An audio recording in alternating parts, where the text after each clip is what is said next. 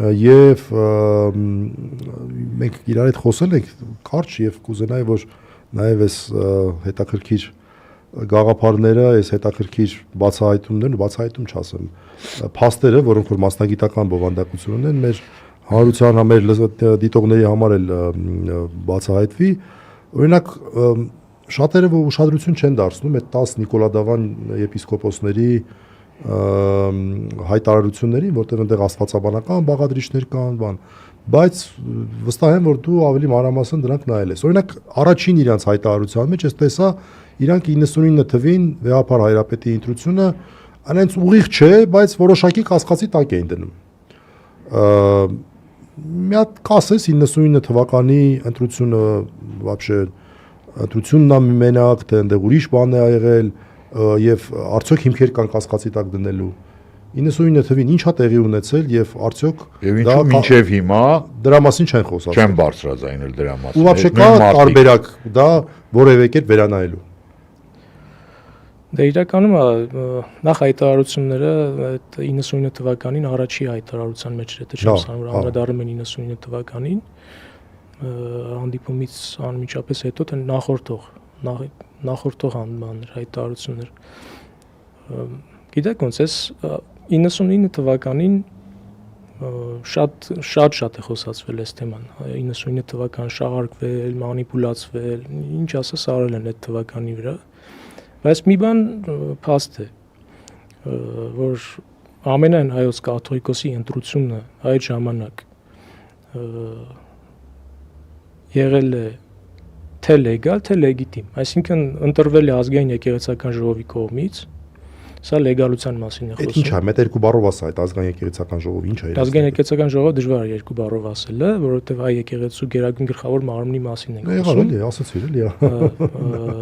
Կանդրադառնանք այդ դրան։ Բայց այնուամենայնիվ, այստեղ մի քանի հարց կան։ Նախ անարդարության հարց կա, որովհետև ինչ հիմքերով ենք մենք ասում, որ ընտրությունները, չգիտեմ, խախտումներով է օրինակ եղել, կամ շատ ժամանակ ասում են ճնշումներով է եղել։ Հիմա ես, եթե ճիշտ եմ հիշում, այդ 10 եպիսկոպոսներից առնվազն մի քանիսը եղել են ազգային եկեղեցական ժողովի падգամավոր հենց 1999 թվականին, ու եթե ճիշտ գիտեմ, գոնե տարբեր տեղեր խոսացվել է, որ մամուլում էլ կարծեմ գրվել էր, որ իրենք ընտրել են։ Ներկայիս հայտարարել հայրապետին։ Երկրորդը էլի եթե ճիշտ եմ հիշում դրվագները ձեռնադրման եւ ոցման այս եպիսկոպոսներից առնվազն մի քանիսը այն ժամանակ Դե ովքեր մի հատ արի ես նստակեցնենք ովքեր են եղել որ Եթե իմը պատկերները ճիշտ եմ հիշում, իսկ խորանի վրա եղել են նաեւ ձեռնադրման ու ոցման ժամանակ Այսինքն ընտրությունը հերիք չի վեհապար դառնում են ոչ միայն ընտրությամբ Ազգային եկեղեցական ժողովը ընտրում է ամենայն հայոց հայրապետ։ Ազգային եկեղեցական ժողովը բաղկացած է եւ աշխարհական անդամներից եւ հոգեվորական անդամներից։ Ընտրելուց հետո տեղի ունենում նաեւ ձեռնադրություն եւ ոցում։ Ամենահաս կաթողիկոսի, այսինքն ընտրյալ եպիսկոպոսը կամ arczepiskopոսը ընտրությունից հետո նաեւ ձեռնադրվում եւ ոցվում է։ Բարօրինակ ասենք Հռոմի Պապը ինչի տես մեկ այս վերջերս ընտրվեց։ Դե հարցից հարց գնում ենք այդ տված բոլոր հարցերը նրբություններ ունեն շատ, որոնք շատ կարևոր են, որովհետև նաև հայ եկեղեցու համար առանձնահատուկ են, եթե այդքան շատ խորանանք, նախ ազգային եկեղեցական ժողովը ինչ է։ Մի հարց կներեք էլի ընդհատեմ, ազգային եկեղեցական ժողովը ասացիք, այնտեղ կան հոգևոր աշխարհականներ եւ հոգեվորականներ։ Այդտեղ տոկոսային հարաբերություն կա, թե այդ պահին ոնց կա ազգային եկեղեցական ժողով գումարելու կանոնադրություն եւ ընդհանրապես ամբողջ հայ եկեղեցու ամբողջ թեմերից падգամավորները գալիս են։ Թեմերում կան թեմական խորհուրդներ, որոնք ընտրում են իրենց թեմերի падգամավոր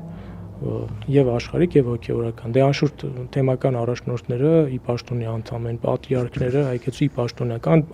անդամակցություններ, որոնք ի պաշտոն են։ Իսկ մյուս падգամավորները ընտրովի են։ Եվ եթե ճիշտ եմ հիշում,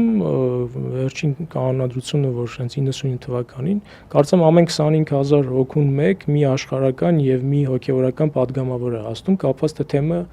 ինչքանի անդամից է բաղկացած, եթե ճիշտ եմ հիշում թիվը։ Այսինքն կա կոնկրետ կապված թեմի Այդ հասկանալի է, բայց այսինքն հավասար են։ թե հավասար են թեմի քանակով, բայց քանի որ ի պաշտոնել կան հոգևոր ներկայացուցիչներ, հոգևորի քանակը ավելի շատ է լինում այդ դեպքում հոգևոր ներկայացուցիչների։ Կարա այդպես լինի, այո, կարա օրինակի համար հաշվի առնելով որ թեմակալ եպիսկոպոսները գալու են մասնակցելու են ազգային եկեղեցական ժողովին, դե դժվար կլինի ասել ինչ հարաբերակցություն կլինի, որտեղ ամեն դեպքում ընտրությամբ է արվում, բայց միշտ բալանսը երևի թե փորձ արվել է պահվի ազգային եկեղեցական ես իմ կարծիք ունեմ ընդհանրապես ազգային եկեղեցական ժողովի հիմքերի մասին։ Չէ, արի մի հատ այս այդ ավելի խորը մասնագետի հետ խոսալու հարց է, նա որ դու գիտեմ որ տենց շատ sense կոնկրետ մի հատ փորձենք հասկանալ թե 99-ին վերջը այս մարտիկ այդ ոնց եղավ որ ամնեզիա էր մոտների ինչ էր որ Լսի դե այդ հարցերին ոնց կարանք պատասխանենք այդ մարդկանց պսիխոանալիզ պիտի անենք որ հասկանանք այդ ոնց եղավ որ տենց եղավ հիմա օծման ժամանակ քանիսն էին դե եթե ես ճիշտ եմ հիմա ուզում եմ պատկերը հիշեմ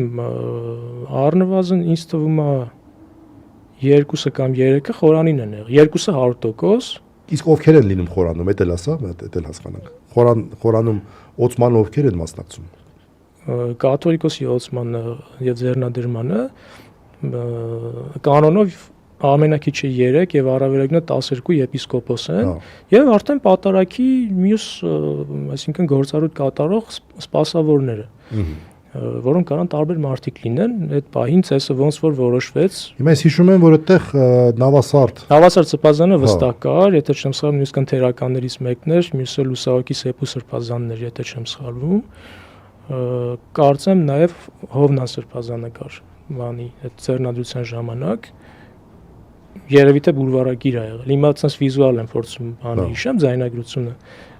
առնվազն 2-ին հիշում եմ հաստատ այսինքն որ հաստատ մասնակցել են ձեռնադրությանը հիմա խնդիրը ստեղ է նա որ ընտրությունով բայց երբ որ կատարվում է ձեռնադրության եւ օծման խորհուրդ սա արդեն իշխանության լեգիտիմացում է այսինքն Եվ ներկայիս հայրապետը երևի թե, չգիտեմ, վերջին մի քանի տարի մեջ եթե նայենք նման լեգիտիմությամբ ձեռնադրված եւ օծված հայրապետ ունեցել ենք, թե ոչ, երբ որ խորանի վրա եղել են միևնույն ժամանակ 2 պատրիարք եւ մի կաթողիկոս, Մեդիտանեն Կիլիկիո ներկայիս կաթողիկոսը, Արամ առաջի վեհապարը, այսինքն ամենաբարձր ներկայացուցչականությունն է ապահովում։ Հիմա վիճարկեք այս լեգիտիմությունը։ Մենք խոսում ենք խորհրդի մասին, որտեղ ամբողջ հայ եկեղեցու